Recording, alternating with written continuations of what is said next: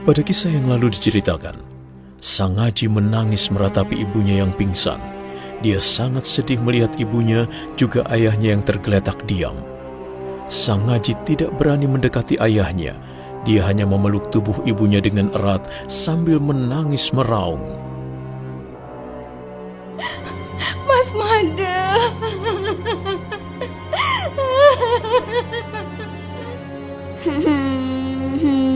Bu takut, Bu. Aku takut.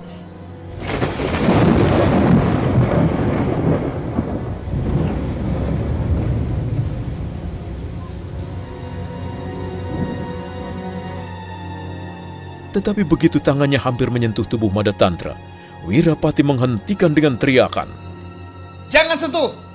Dia terkena racun!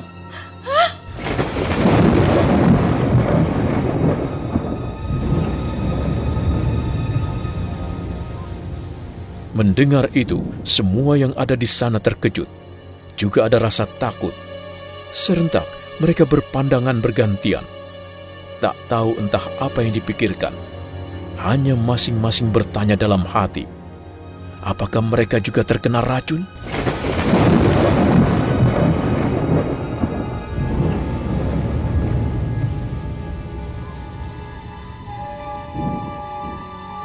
Beberapa orang berpikir ketakutan dan tak percaya.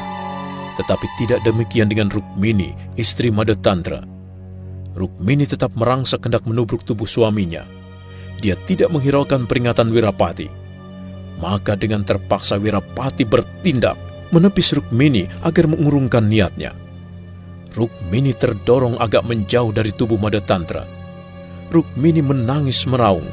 Dan Sang Haji anaknya juga menangis meraung mendekati ibunya.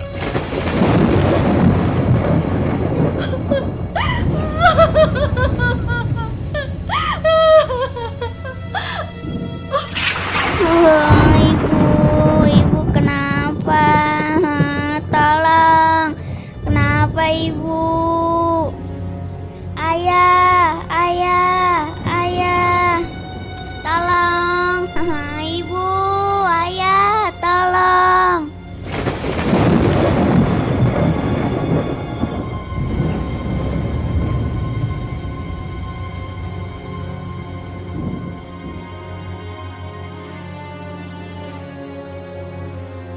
Sang Haji menangis meratapi ibunya yang pingsan. Dia sangat sedih melihat ibunya, juga ayahnya yang tergeletak diam. Sang Haji tidak berani mendekati ayahnya. Dia hanya memeluk tubuh ibunya dengan erat sambil meraung menangis.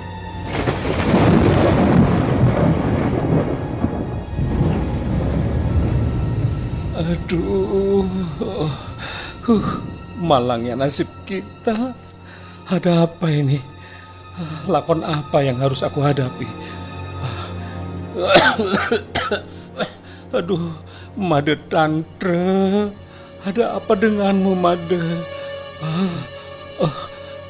Betulkah dia menggunakan racun untuk melumpuhkanmu? Aduh, bagaimana nanti nasib Rukmini dan Sang Haji? Sesak dadaku, sesak. Jika aku melawannya, aku mungkin bisa mengalami nasib yang sama. Tetapi jika aku biarkan, alangkah pengejutnya aku. Apa yang harus aku lakukan?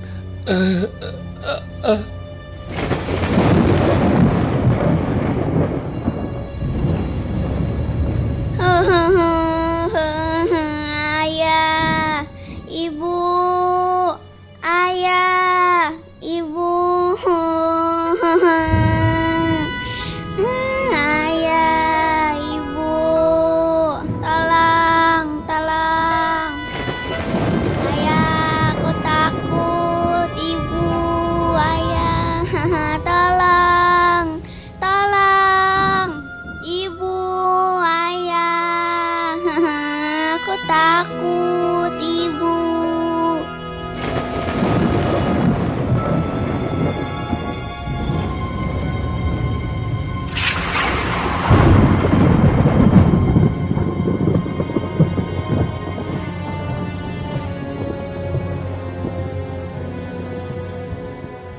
Tangisan Sang Aji meraung, menyayat hati. Wayan Swaga tak tega mendengarnya. Semua yang ada di sana juga tak tega, kecuali si pemuda itu. Dia justru tersenyum dingin menyaksikan kejadian itu. Nah, apa yang akan terjadi dengan Mada Tantra, Wayan Swaga, Rukmini, dan anak-anak mereka?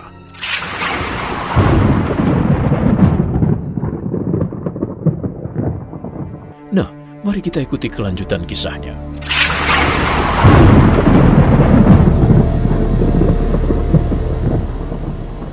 Ibu,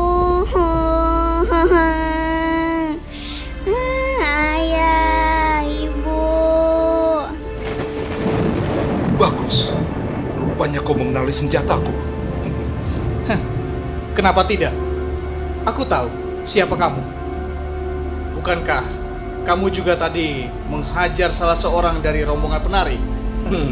Tangan jahat. Rupanya dia menyaksikan tadi apa yang kulakukan terhadap mereka. Agaknya ada juga yang tahu. Jawaban iblis, manusia setan, sesak dadaku.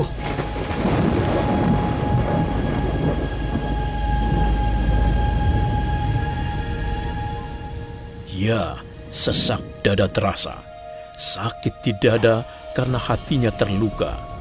Tersinggung dengan kata-kata pemuda itu yang meremehkan nyawa manusia, maka dengan gerakan yang sangat cepat, dia melesat mengirimkan gempuran. Si pemuda tidak berani menangkis. Dia menghindar, merebahkan diri ke tanah dan berguling. Wirapati tahu dia tidak memberinya nafas sedikit pun. Secepat kilat, Wirapati menyapu dengan kakinya sambil melindungi dadanya. Maka dengan demikian, pemuda itu sama sekali tidak gugup. Segera saja dia menjejakkan kakinya dan melesat ke udara.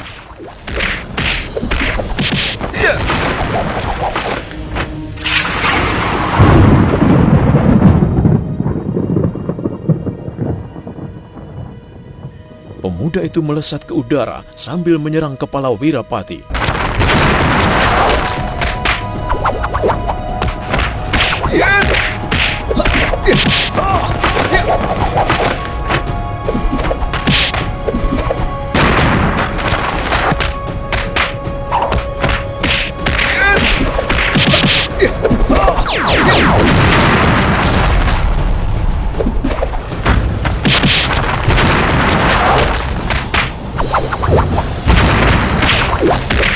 Kedua tangannya disosokkan menggempur kaki.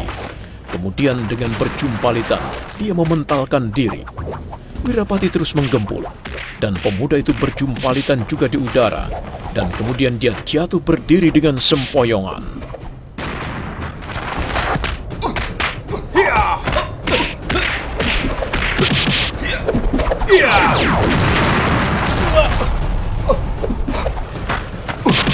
Bahaya.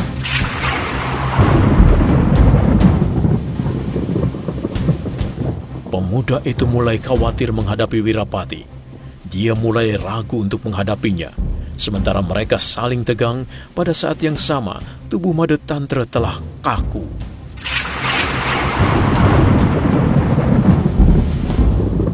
Wayan Swaga tertegun menyaksikan semua itu. Dia sangat terkejut. Dia berdiri terpaku di tempatnya. Matanya terbeliak, tak tahu apa yang harus dilakukannya.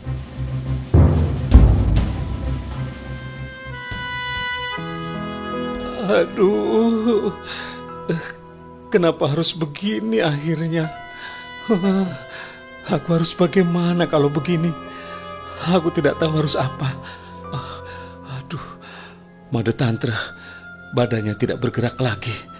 Apakah betul dia sudah meninggal?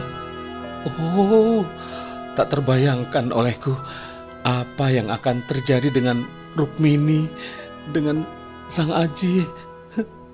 Ya Tuhan, benarkah Mada Tantra meninggal? Oh Tuhanku, apa yang harus aku lakukan? Bagaimana ini?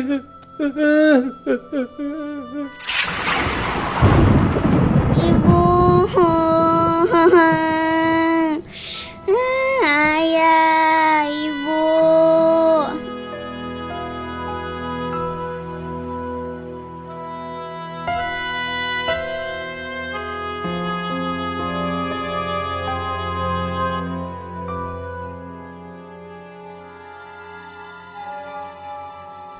Suasana rumah panjang itu sangat kacau. Terdengar tangisan, dan tangisan Sang Aji sangat menyayat. Dia meraung, terhisak tiada henti. Rumah itu kini tak ubahnya laksana rumah duka, rumah kematian.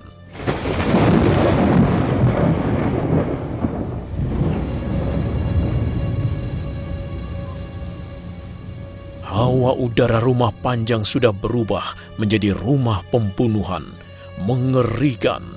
Tubuh kaku Mada Tantra pertanda hawa kematian mulai menyebar.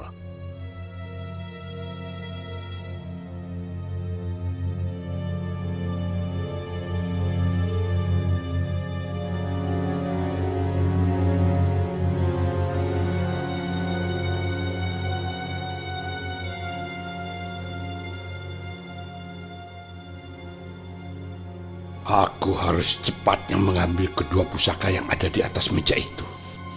Ya, begitu mereka lengah dan ada kesempatan, aku harus segera bertindak. Apa? Tak ada nada yang bisa menghalangiku. Begitu mereka adu jotos lagi, aku secepatnya bertindak. Ambil pusaka itu, dan aku akan menjadi orang yang terhebat di seantero jagat ini. Aku, si kepala kampung Gumerenggeng, akan menjadi orang pilih tanding.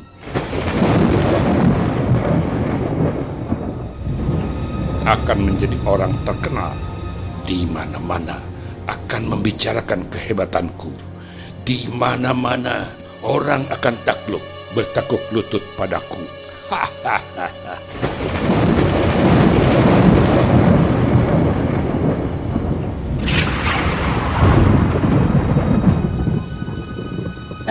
Kecil, aku akan hadapi kamu, itu Babangka. Matanya, kepala kampung Gumerenggeng. Matanya selalu melirik ke meja. Dia mau main curang. Dia ingin bergerak cepat dan mengambil pusaka itu. Jangan coba-coba. Orang tua bodoh, jangan coba-coba. Sudahlah. Pulang saja sebelum mati sia-sia. Kamu tahu, sebelum kamu melesat ke arah meja, aku sudah lebih dulu. Aku lebih cepat dan gesit. Aku akan tertinggal, kau akan tertinggal jauh.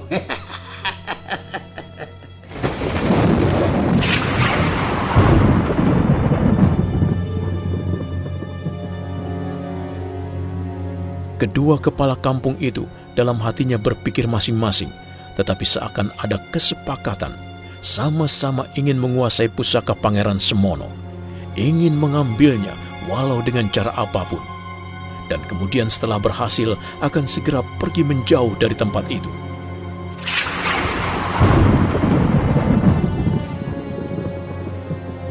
Ibu,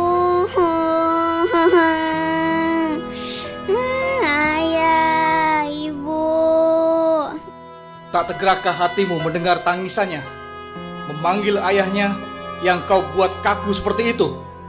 Tegakah kamu melihat dia terlantar hidupnya kelak karena tidak berayah? Di mana hatimu? Di mana kau letakkan? Apakah sudah mati dalam kubur?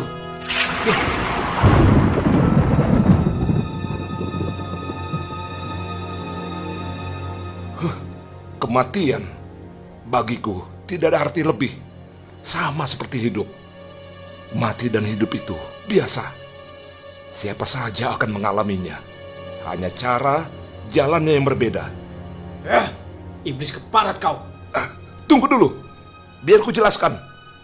Ada orang yang hidupnya senang, dan ada juga yang hidupnya susah, menderita. Bicara apa kamu? Nah, dia terpancing dengan ocehanku.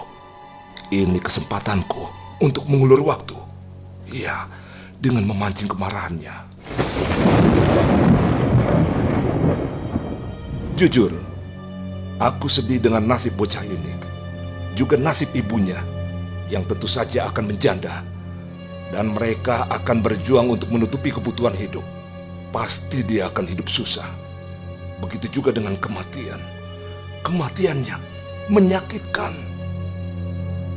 Suaminya melawanku, dan ia tidak berdaya ketika aku melancarkan serangan. Dia meninggal karena kesakitan. Itu karena kecuranganmu, kau pemuda pengecut. Tidak berani melawan secara jantan, maka kau gunakan racun. Itulah sebab kematiannya. Dan kamu harus bertanggung jawab, hai anak muda.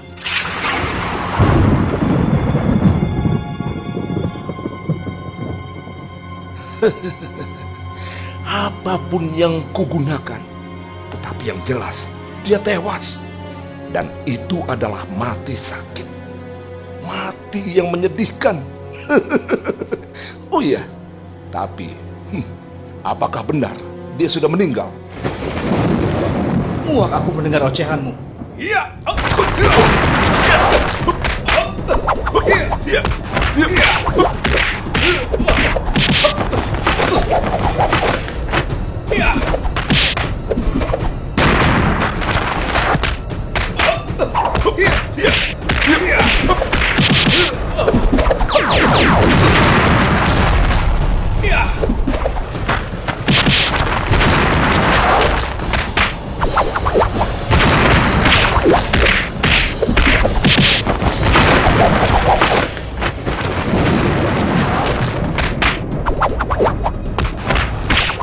Wirapati tak sabar, dia melancarkan serangan.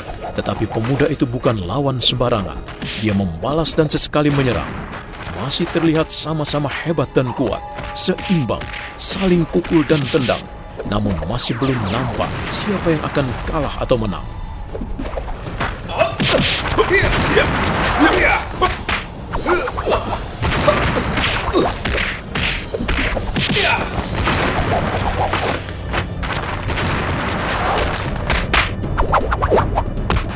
Sementara mereka bertempur, lain halnya dengan kedua kepala kampung ini.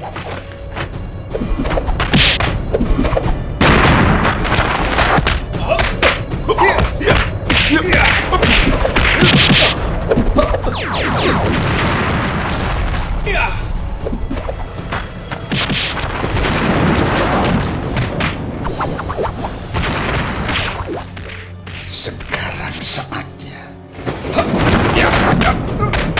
Enak saja.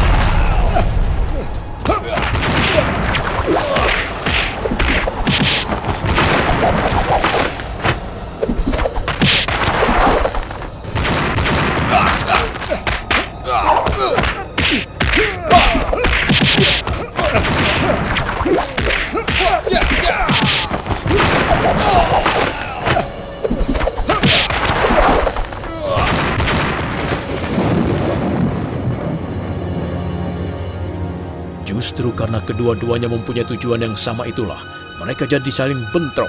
Mereka sama-sama ingin menguasai pusaka Pangeran Semono.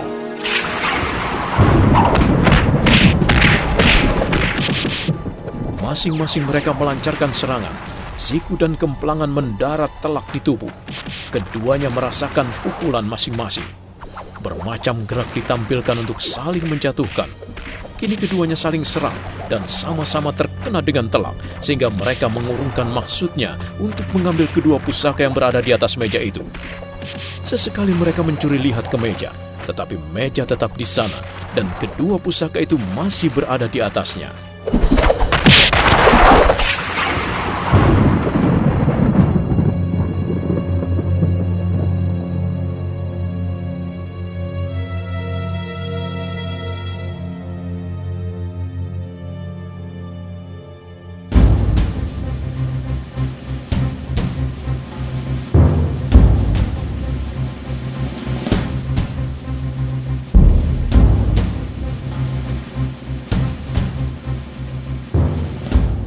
bagaimana nasib keluarga rumah panjang itu? Mampukah mereka mempertahankan kedua benda pusaka Pangeran Semono? Juga, bagaimana nasib pemuda yang tengah berhadapan dengan Wirapati, murid keempat Kiai Kasan Kesami?